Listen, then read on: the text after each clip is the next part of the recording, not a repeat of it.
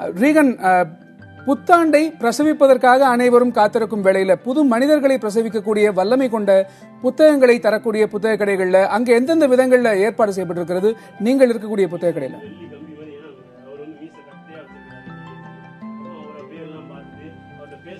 கண்டிப்பா கணேஷ், நீங்க சொன்ன மாதிரி 2016 நிறைவடைந்து இப்பொழுது 2017 நோக்கி உலகம் சென்று கொண்டிருக்கிறது. இந்த சூழலில் உலகத்தினுடைய பல்வேறு மூலைகளில் இளைஞர்கள், பல்வேறு மனிதர்கள் கொண்டாட்டங்களில் ஈடுபட்டுக் கொண்டிருக்கிறார்கள். இந்த கொண்டாட்டங்களில் இருந்து முற்றிலும் வேறுபட்ட ஒரு இடமாக ஒரு சிறிய அறையாகத்தான் இந்த புத்தக கடை இருக்கிறது. ஆனாலும் இந்த சிறிய அறையில் தமிழகத்தின் மிக முக்கியமான பல ஆளுமைகள் இங்கு உரை நிகழ்த்தி கொண்டிருக்கிறார்கள். குறிப்பாக சொல்ல வேண்டும் என்றால் இலக்கிய வட்ட இதழை உருவாக்கிய நடத்திய சச்சிதானந்தன் ஐயா அவர்கள் வந்திருக்கிறார்கள். அது மட்டுமல்லாமல் ஓவியர், புகழ்பெற்ற ஒரு ஓவியர் டிராஸ்கி மருது அவர்கள் வந்திருக்கிறார்கள். எழுத்தாளர் தேவகாந்தன் அவர்கள் வந்திருக்கிறார்கள். நடிப்பு என்ற ஒரு பத்திரிகை நடத்திய நம்முடைய தம்பிச்சோழன் வந்திருக்கிறார்கள். அகரமுதல் வந்திருக்கிறார்கள். இப்படி தமிழ்நாட்டினுடைய மிக முக்கியமான பல ஆளுமைகள் இந்த சிறிய அறைக்குள் தங்களுடைய கருத்துக்களை பதிவு செய்து கொண்டிருக்கிறார்கள். குறிப்பாக இலக்கியம், கலை என்கிற பல்வேறு தளங்களில் இருக்கக்கூடிய முக்கியமான பல அம்சங்களை பற்றி இந்த சிறிய அறையில் இவர்கள் விவாதித்துக் கொண்டிருக்கிறார்கள். கவிதை, சிறுகதை, நாவல், சினிமா என்ற பல்வேறு கலையம்சங்கள் ஒவ்வொரு காலகட்டத்திலும் எப்படி வளர்ச்சியடைந்து கொண்டு வந்திருக்கின்றன, அதனுடைய தற்பொழுதைய போக்கு எப்படி இருக்கிறது என்று இவர்கள் இங்கு ஆய்வு செய்து கொண்டிருக்கிறார்கள், விவாதித்துக் கொண்டிருக்கிறார்கள். ஒரு முக்கியமான உரையாடல் என்பது இங்கு நிகழ்ந்து கொண்டிருக்கிறது. இந்த கூட்டத்தில் பேசுவதற்காக வந்திருக்கக்கூடிய ஓவியர் டிராஸ்கி மருது அவர்களிடம் நாம் இப்பொழுது பேசலாம். ஐயா வணக்கம். ஐயா, இனிய புத்தாண்டு நல்வாழ்த்துக்கள். ஐயா, இப்போ இந்த நிகழ்வு பத்தி நீங்க எப்படி நினைக்கிறீங்க? 2017 ஒரு புத்தக வாசிப்போடு தொடங்க வேண்டும் அப்படின்ற ஒரு இதை நீங்க எப்படி பாக்குறீங்க? அடிப்படையில் இப்போ இந்த இரவு ஒரு இளைஞர்கள் எல்லாம் சேர்ந்து இங்க இப்படி ஒரு நிகழ்வுல வேற மாதிரியான சூழ்நிலை இல்லாம இப்படி ஒரு அறிவு தேடலோடு இப்படி ஒரு இடத்துல கூடியிருக்கிறது மிக முக்கியமானது ஒண்ணு. நான் எப்படி பாக்குறேன்னா, இப்போ ஒரு கடந்த 4-5 ஆண்டுகள்ல தமிழ்நாட்டில் புத்தக கடையோடு சேர்ந்து இளைஞர்கள் தங்களுக்கான அல்லது படிக்கிற அனைவரும் தங்களுக்கான ஒரு வெளியே அதாவது கலந்துரையாடவோ அல்லது ஒரு சின்ன கூட்டம் இலக்கியம் சார்ந்தோ அல்லது சினிமா சார்ந்தோ கலாபூர்வமான செயல்பாடுகளுக்கான ஒரு மிக முக்கியமான ஒரு இடம் ஆயிடுச்சு. இது ஒரு தமிழ்நாட்டில் எனக்கு தெரிஞ்சு ரொம்ப அற்புதமான ஒரு இடத்துக்கு இது போயிட்டு இருக்கு. இப்போ ஒரு 5 ஆண்டுகள்ல தமிழ்நாடு முழுவதும் இருக்கிற புத்தக கடையில் ஏற்கனவே பல நிகழ்வுகள்லாம் இருந்தாலும் கூட தொடர்ந்து வாரம் வாரம் ஒரு கலந்துரையாடலும் ஒரு ஆளுமைகளோடு பேசுவதும் அப்படியான ஒரு இடம் வந்துருச்சு பாருங்க.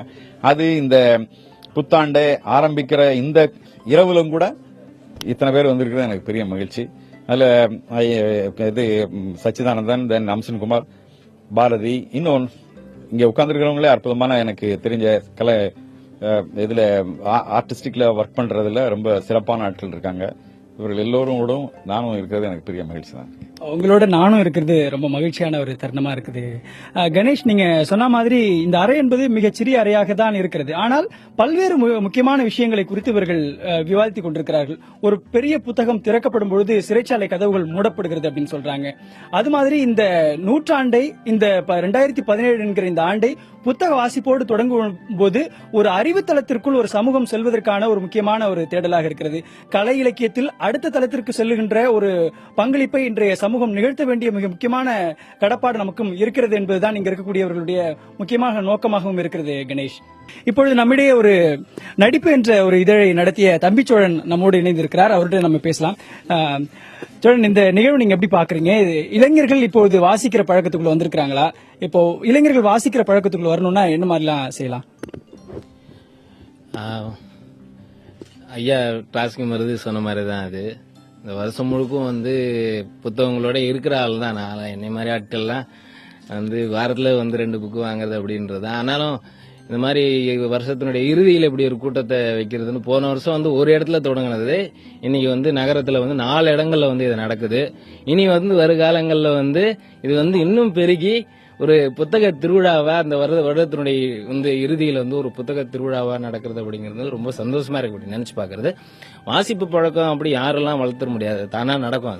அது எப்பவுமே நம்ம சொல்றோம் குறைஞ்சிருதுன்னு சொல்றோம். எனக்கு தெரிஞ்ச அப்படிலாம் இல்ல. நான் 15 வருஷமா இங்க புத்தகங்களோட இருக்கிறேன். எப்பவுமே இந்த மாதிரி ஒரு கூட்டத்தை நான் பார்த்துட்டு தான் இருக்கிறேன். அது யாராலையும் தடுக்க முடியாது. அது இன்னும் மேலும் மேலும் வளரும். இந்த மாதிரி இது வந்து யாரும் சொல்லி எல்லாம் நடக்கல, அப்படியே நடந்துச்சு.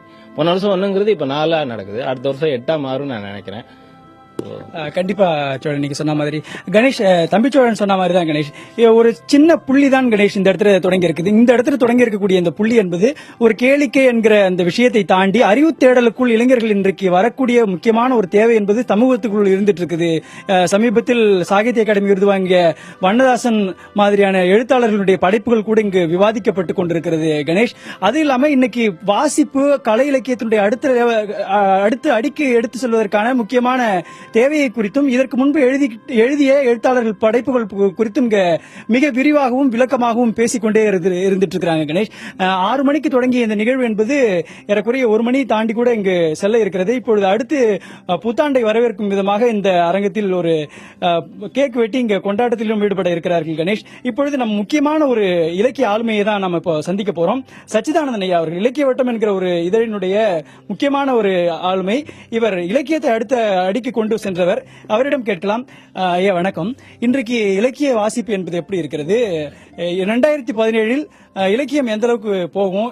இளைஞர்கள் மத்தியில் இலக்கிய வாசிப்புக்கான அடையாளம் எப்படி இருக்கு? இந்த மாதிரி கூட்டத்தை நான் வாழ்நாள் சந்திச்சதே இல்லை. ரொம்ப மகிழ்ச்சியா இருக்கு. ரொம்ப மருதுகுத்து எங்க காலகட்டத்தில் பீச் ஓரத்தில் செல்லப்பா காராசோ மணிக்கிட்ட பேசியிருக்கேன்.